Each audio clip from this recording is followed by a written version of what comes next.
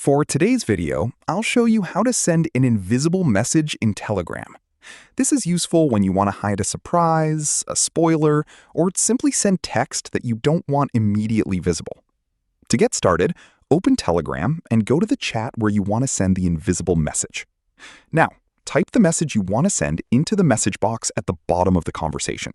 You can type a short message or a longer one, depending on what you want to hide. Once you've entered your message, highlight the text that you want to make invisible. You can do this by clicking and dragging your mouse across the text.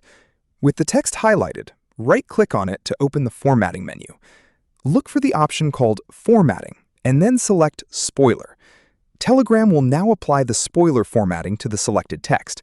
The message will appear hidden, usually covered with a special effect, so the actual words aren't immediately visible in the chat.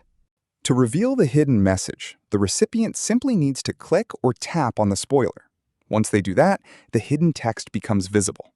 This can be especially useful when you're talking about movies, television shows, games, or anything else where you don't want to accidentally reveal important information. If this video helped you, please like the video, subscribe to the channel, and leave a comment if you have any questions. Thanks for watching, and I'll see you in the next one.